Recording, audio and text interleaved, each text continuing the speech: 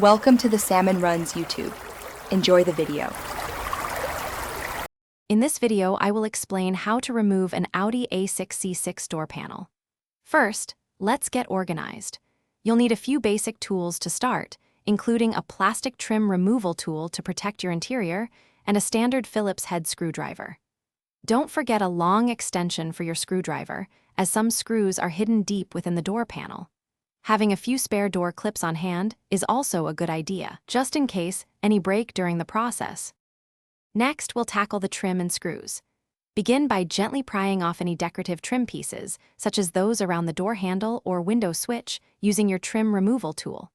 Once the trim is off, you'll expose several screws. Make sure to find all of them, including one that's often hidden deep within the armrest area, requiring that long screwdriver extension.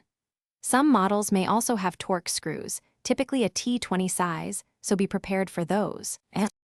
Now it's time to detach the main door panel. With all screws removed, use your plastic trim removal tool to gently pry around the edges of the door panel. You'll hear the plastic clips releasing as you go. Work your way around the entire perimeter, ensuring all clips are free. Once the clips are detached, lift the entire door panel upwards. It's designed to unhook from the top edge of the door frame, so a firm, upward pull should release it. Finally, with the panel loose, you'll need to disconnect the remaining components. There are typically 2 or 3 electrical connectors for the window switch and other electronics. Press their release tabs and pull them apart. Also, carefully unclip the door handle cable from its housing. Once everything is disconnected, your door panel is fully removed.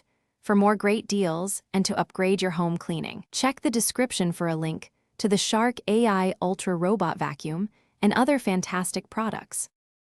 Thanks for watching. Consider subscribing if we helped you.